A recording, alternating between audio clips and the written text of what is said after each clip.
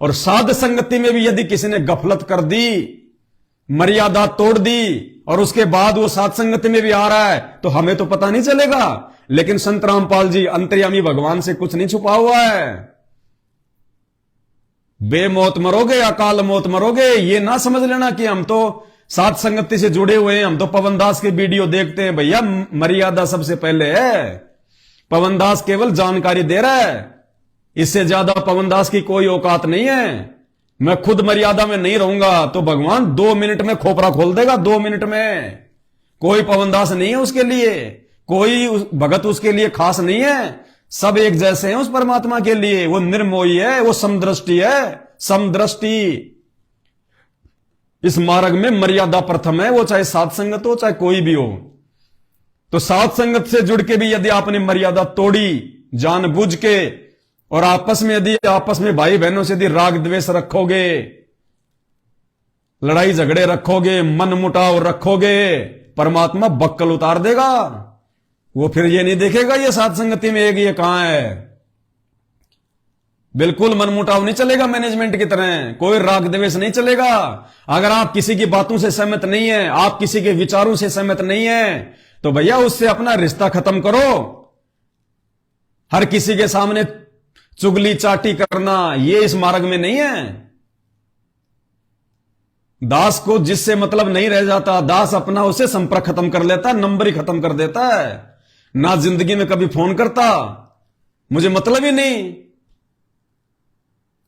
जो आप और हम भाई बहन आपस में जो जुड़े हुए हैं, हमारी रिश्तेदारियां थोड़ी है। हम कोई जो है फूफा चाचा साड़ा मामा के लड़के थोड़ी है। हम आपस में क्यों जुड़े? संत रामपाल जी के ज्ञान की बदौलत, संत रामपाल जी की बदौलत आपस में जुड़े हम भगत भाई बहन। और जो व्यक्ति संत रामपाल जी के ज्ञान में नहीं रहेगा, जो उनकी मर्यादाओं में नहीं रहेगा, जो संत रामपाल जी के वचनों के अनुसार नहीं चलेगा, वो भाई पवनदास का तो कुछ नहीं लगता, कुछ भी। वो चाहे कितना है, चाहे मेरे घुटने के पास में क्यों ना बैठो साध संगति में, वो दास का कुछ नहीं लगता। उसी दिन से रिश्ता समाप्त, जैसे कभी सौपन में भी उसको मैंने कभी देखा ही नहीं हो। भैया ऐसे भक्ति करेंगे तब बात बनेगी। छीना झपटी करने वाले, राग द्वेष रखने वाले, छोटी छोटी बातों पे तू मैं करने वाले, उसने ऐसा कह दिया, उसने मेरे को ऐसा कह दिया, तो कह दिया तो फिर तू क्या है, सहन कर। परमात्मा ने तेरे को 5 गुण दिए, शील संतोष विवेक दया क्षमा। इनका प्रयोग कौन से दिन करेगा? या जेब में डाल के खाली चैन बंद कर रखी है? कौन से दिन यूज करेगा? भगत कब बनेगा फिर? परमात्मा ने जिसको भगत बनाना होगा, सारे इंजेक्शन लगाएगा। जो 5 गुण परमात्मा ने दे दिए, परमात्मा उनको चेक करेगा, आपको जानबूझ के आपको छिड़वाएगा। किसी भगत के माध्यम से आपको परमात्मा जो है उकसाएगा, परमात्मा आपको जो है गुस्सा भी दिलाएगा। दूसरों के माध्यम से कोई भी ऐसा काम करके, कोई भी ऐसी घटना को अंजाम देके, और उस समय वो परमात्मा जो जानबूझ के आपके लकड़ी कर रहा है, करवा रहा है, वो 5 गुण जो उन्होंने दिए हैं, शील संतोष विवेक दया क्षमा, वो चेक करेगा कि ये गुण इसके अंदर आए कि नहीं आए। ये आग की तरह बिल्कुल लाल है या फिर ये बर्फ की तरह शीतल है, चेक करेगा परमात्मा।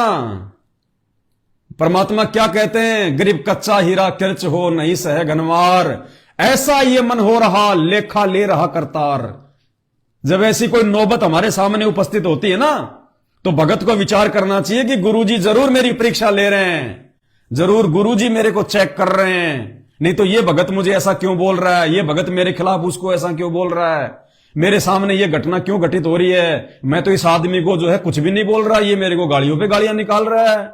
तो परमात्मा चेक करेगा कि बेटा रोज नित्य नियम करता है, आवत गाड़ी एक है उल्टा होए अनेक, कहे कबीर ना उल्टी और है एक की एक। गरीब गाली ही से उपजय कलय कष्ट और मीच, हार चले सो साधु है लागे मरे सो नीच। तो गुरुजी देखेगा ये खाली मुंह से तोते की तरह रट्टा लगा रहा है, या अब इसको जो गालियां निकाल रहा है, इसको जो भला बुरा कह रहा है, मेरे बारे में जो भला बुरा कह रहा है, अब मैं ये देखूंगा ये क्या करेगा। रोज तोते की तरह नित्य नियम पढ़ता है, या कुछ अपने दिमाग में भी उन वाणियों को बैठाया कि गुरुजी के क्या आदेश है। भाई इतना आसान नहीं है सतलोक जाना।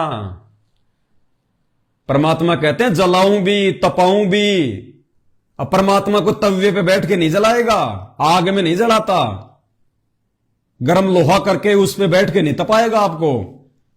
जलाने और तपाने का मतलब है परमात्मा आपसे यहां पे संघर्ष करवाएगा।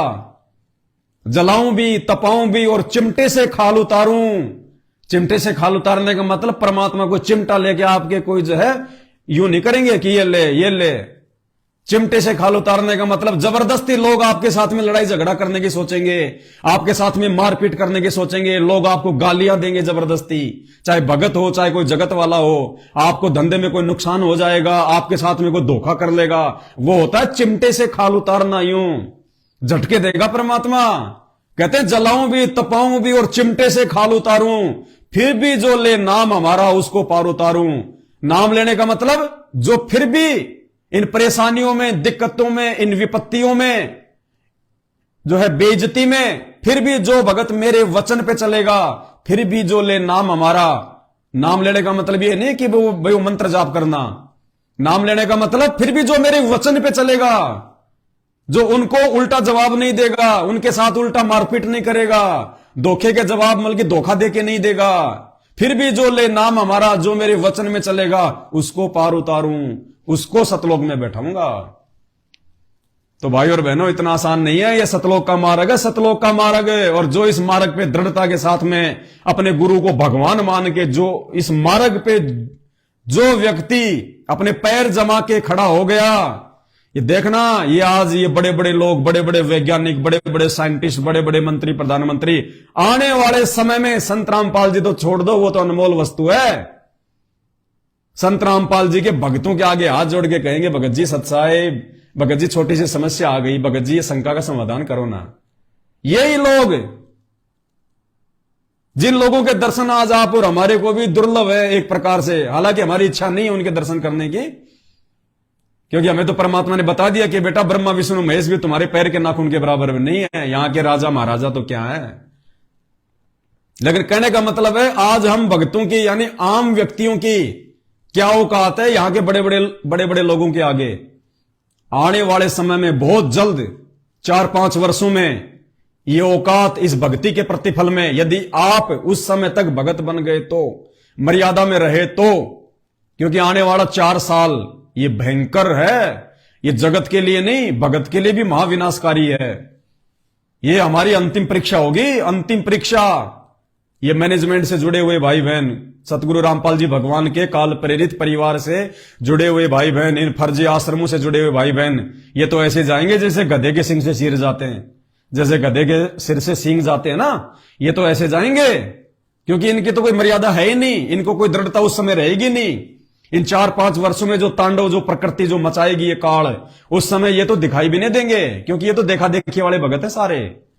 ये सात संगत वालों की परीक्षा होगी, सात संगत वालों की परीक्षा। परमात्मा क्या कहते हैं, परमात्मा गोता मारूं स्वर्ग में और जा बैठूं पाताल, और गरीब दास ढूंढता फिरूं अपने हीरे मोती लाल। परमात्मा हीरे मोती लाल का व्यापारी है, कबाड़े का व्यापारी नहीं है, कोडियों का व्यापारी नहीं है। तो ये तो कबाड़ बन चुके हैं जो उनके परिवार के पीछे चल रहे हैं, अंधे होके भगत है।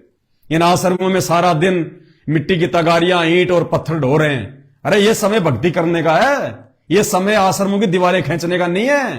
क्या करेंगे हम उन आश्रमों का, जब आने वाले समय में हमारे भगवान का राज पूरी दुनिया पे होगा, सारे नकली संत भाग जाएंगे छोड़ छोड़ के, पूरी दुनिया इनके ज्ञान से जो है वो परिचित हो जाएगी। इन नकली संतों के आश्रम हमारे तो काम आएंगे। लेकिन ये काल समय और पैसा दोनों बर्बाद करवा रहा है। जो समय वर्तमान में हमने भक्ति में लगाना था, जो है मर्यादा में रह के, ताकि आने वाले विनाशकारी समय में हम दृढ़ रह सकें, लेकिन काल ने उनको फांस लिया। तो ये बहुत भयंकर समय है आने वाला 2028 तक का। ज्ञान गंगा पुस्तक में गुरुजी ने स्पष्ट लिखा हुआ है, नास्त्रदमस की भविष्यवाणी में, पेज नंबर 287 या 82 कौन सा है देख लेना, कि महायुग परिवर्तन का समय 1905 से लेकर 2028 तक, ये संत रामपाल जी की भविष्यवाणी है। और साध वचन पलटे नहीं, चाहे पलट जाए ब्रह्मांड। 2028 लास्ट समय है। 2028 के बाद तो सतयुग के दरवाजे खुल जाएंगे, और सतयुग में केवल सत्सेवक प्रवेश करेंगे। जितने लोग सत्सेवक बन सकते हैं, काल प्रेरित लोग, मर्यादा तोड़ने वाले लोग। धनाना में बैडमिंटन का स्टेडियम बना दिया गया। गुरुजी मोबाइल में गेम तक खेलने के लिए मना करते हैं, और इन्होंने गुरुजी के परिवार ने गुरुजी के नाम से बैडमिंटन बनवा दिया, बैडमिंटन का कोर्ट बनवा दिया। कहां मर्यादा है? किनके पैसों से बन रहा है? संत रामपाल जी का परिवार अपने बाप दादाओं की जमीन बेच के थोड़ी बना रहा है। आप संगत के पैसों से, तो कुपात्रों को पैसा दिया ना तुमने, कुपात्रों ने पैसे का दुरुपयोग किया ना, अब वो तुम्हारे कर्म फोड़ेगा, तुम्हारे कर्म फोड़ेगा वो पैसा। वो बैडमिंटन का स्टेडियम, दुनिया वहां चिड़ी बल्ले खेलेगी और वो कर्म की मार तुम भक्तों के ऊपर पड़ेगी, क्योंकि दुनिया तो नादान है, उनको तो बेचारों को पता ही नहीं संत रामपाल जी के क्या नियम और क्या जो है क्या मर्यादा है। लेकिन संत रामपाल जी के परिवार ने गांव वालों को खुश करने के लिए कि धनाना आश्रम जब तक बढ़े तब तक कोई ऑब्जेक्शन ना करे, गांव वालों के लिए जो है एम्बुलेंस चला दो, गांव वालों के लिए बसें फ्री चला दो, बैडमिंटन का कोर्ट बना दो, ये हुक्के भर पिलाएंगे थोड़े दिनों में, देख लेना तुम। धनाना गांव वालों को संत रामपाल जी के परिवार वाले हुक्के भर के पिलाएंगे, तमाकू डाल डाल के, अपने धार्मिक धंधे के लिए, अपने आश्रम बनवाने के लिए। ये काल प्रेरित है, भगत वगत नहीं है, धोखा खा रही है संगत बहुत ज्यादा, ऊपर हाथ करके रोएगी। एक बार बैडमिंटन का आपको दिखा देता हूं वीडियो, क्योंकि ज्यादातर लोगों के पास में लोग जानकारियां नहीं पूछने देते।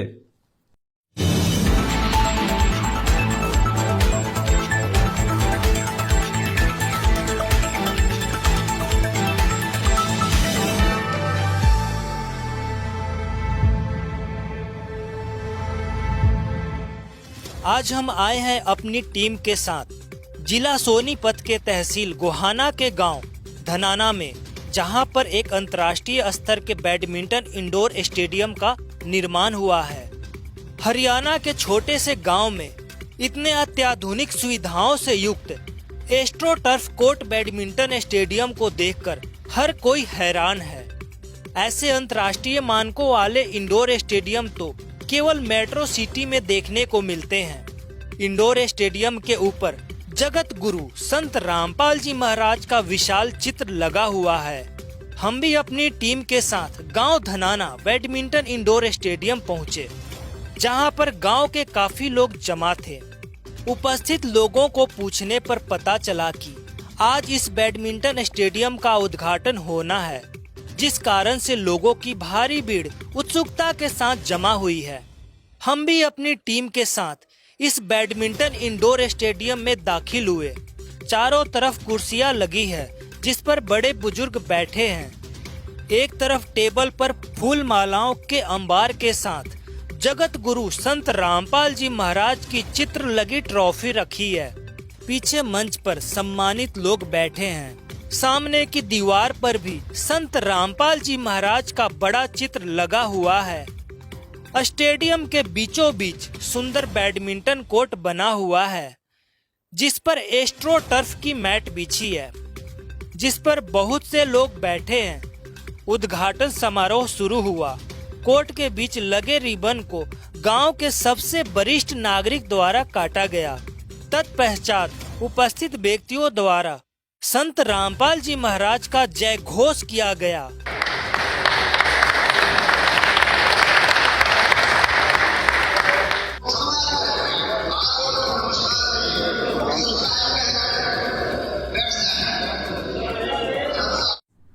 ये मूर्खों वाला काम, जाहिलों वाला काम, बेबुद्धि और मंदबुद्धि वाला काम ये संत रामपाल जी के कलयुगी परिवार ने कर डाला।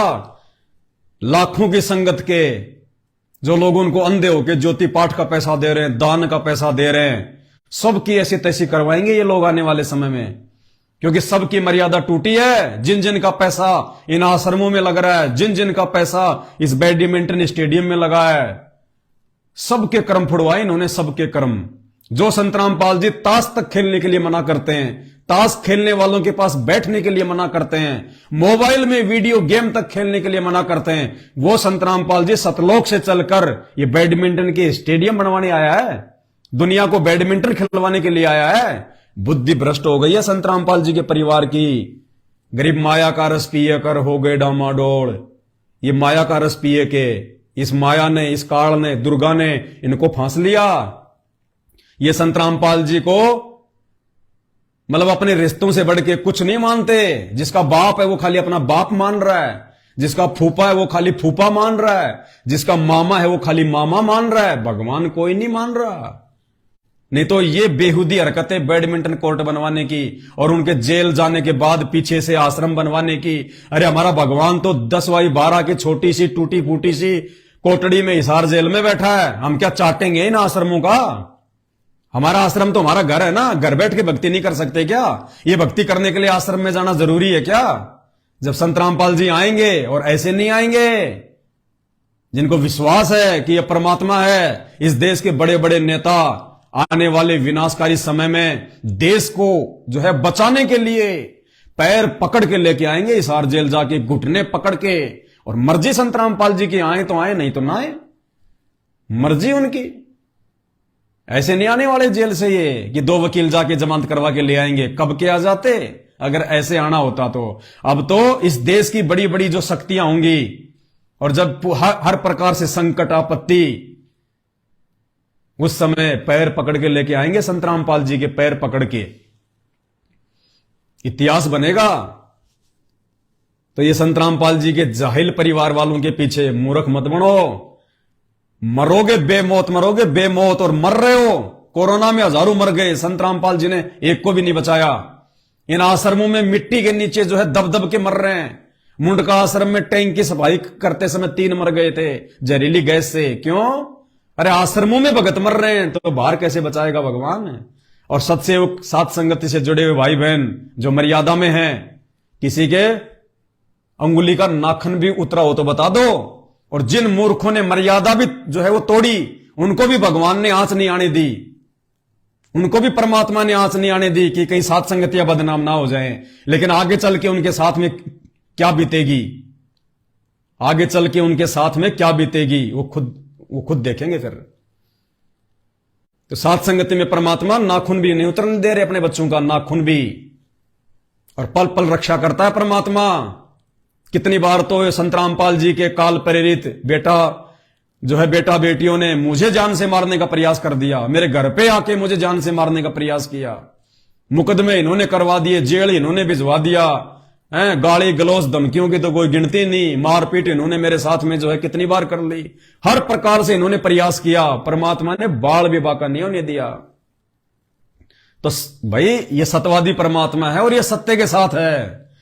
संत रामपाल जी का असली बेटा बेटी वो है जो मर्यादा में रह के इनकी भक्ति कर रहा है।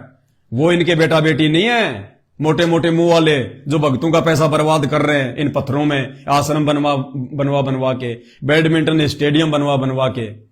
वो बेटा बेटी नहीं है, ये परमात्मा है। ऐ सनावीरम शुक्रम अकायम, तेजपुंज का शरीर है संत रामपाल जी का, हाड़मास का शरीर नहीं है जो उन्होंने किसी औरत से संपर्क करके बच्चे पैदा कर दिए।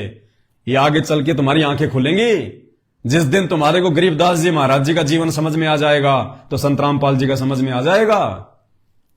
शादी उन्होंने भी की थी लोक दिखावे में, बच्चे उनके भी हुए थे लीला में, लेकिन उन्होंने कोई संपर्क नहीं किया था। दुनिया की नजरों में संपर्क लग रहा था और जाने के बाद उनके इतिहास बन गए कि ये तो भगवान थे, परमात्मा थे, तेजपुंज का शरीर था। चिता में उनकी अस्थियां नहीं मिली और उसी शरीर में 35 साल तक सहारनपुर में रहे। फिर उसी शरीर में छुड़ानी से शरीर छोड़ने के बाद 35 साल तक। तो वो भी तो एक जाट परिवार में आए थे, धोती कुर्ता पहनते थे, खेतों में काम करते थे, शादी भी की थी, 6 उनके बच्चे भी थे। वो भी तो ज्ञान दिया करते थे, वो भी तो गुरु थे।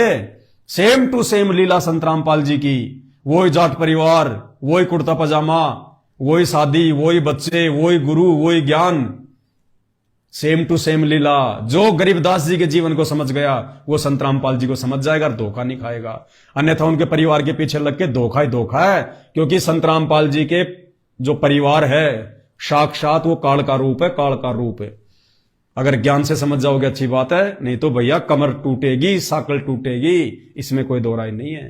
तो आज के वीडियो में केवल इतना ही।